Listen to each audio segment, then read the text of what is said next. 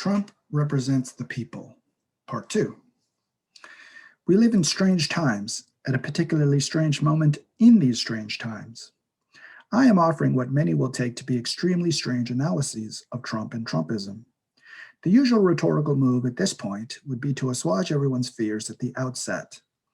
That is, before going on to discuss the promise of Trumpism, I ought to be polite and do my rhetorical due diligence by asserting that ultimately Trump is an imperialist, that he only cares about himself, his ego, his brand, and that deep down he cares nothing about the people.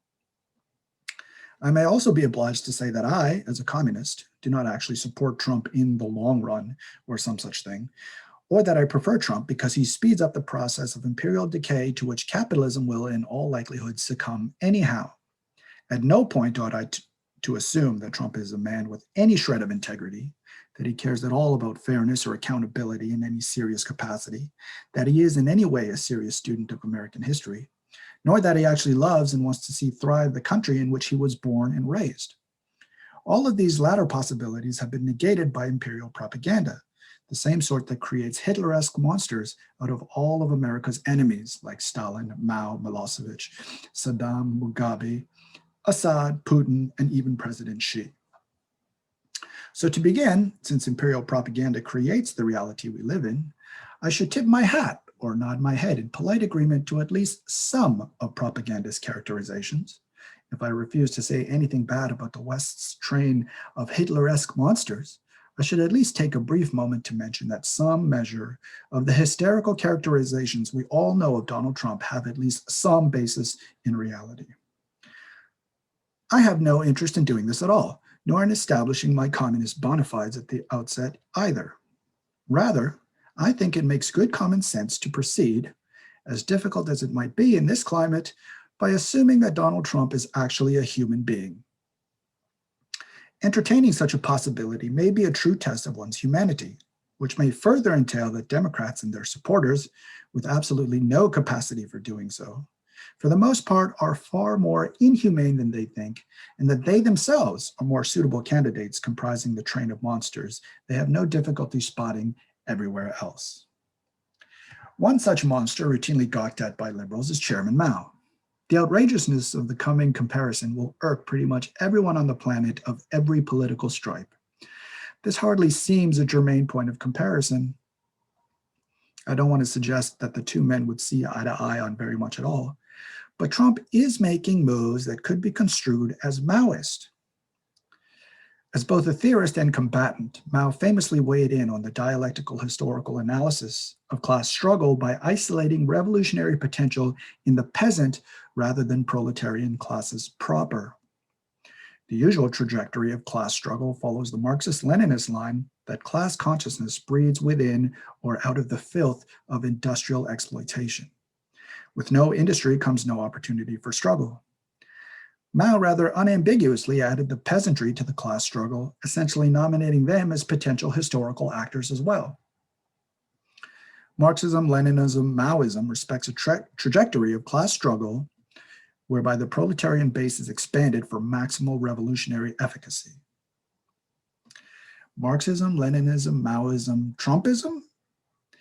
Rather than suggest outright a clean line of historical necessity here, this particular string of concepts may be able to open up space in the imagination to picture the revolutionary mandate Trump has taken up or has had placed before him. Trump is mobilizing the post-industrial proletariat, those who have reaped the benefits of so-called first world industrialism at one point, but have now been third worldized. The unfortunate propaganda that Trump must employ to mobilize America's third world population by demonizing other countries more readily fitting the third world description, i.e. China and Venezuela, will no doubt aid and abet America's continual denial of class consciousness.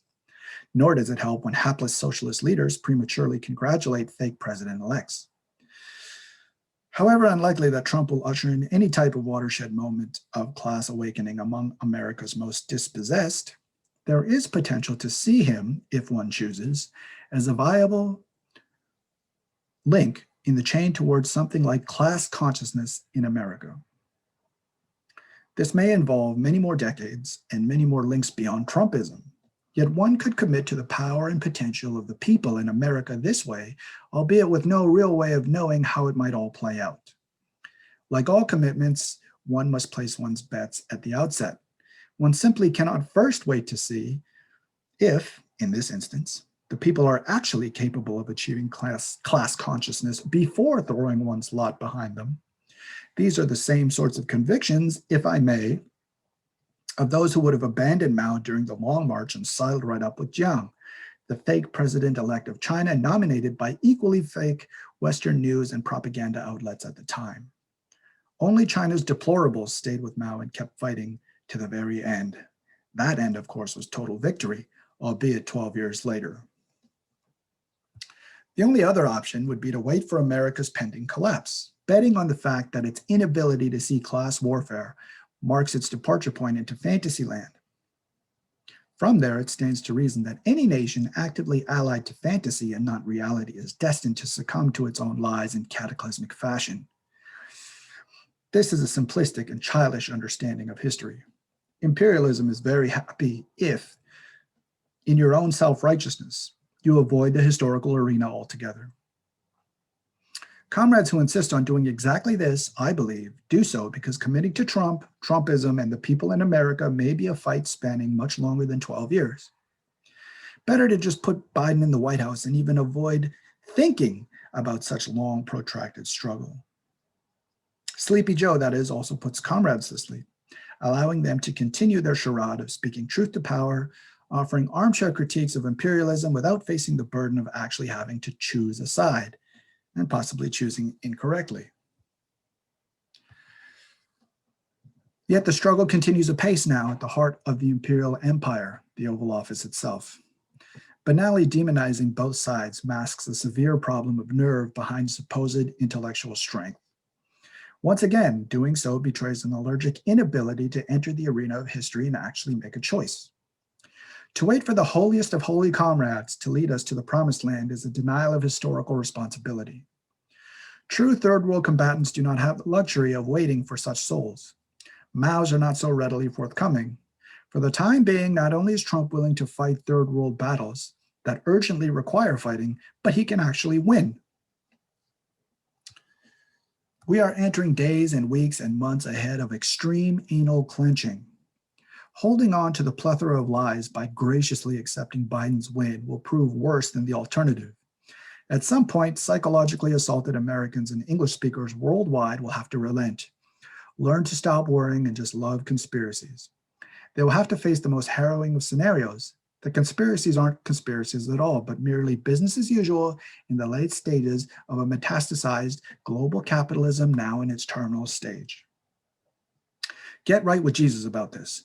Democrats implemented massive voter fraud nationwide, a true conspiracy gone wild. Stop seeking to sidestep the epithet and begin to embrace it. Unless comrades especially can learn to relax these muscles, no effective opposition to the onslaught of capital can be mounted at all.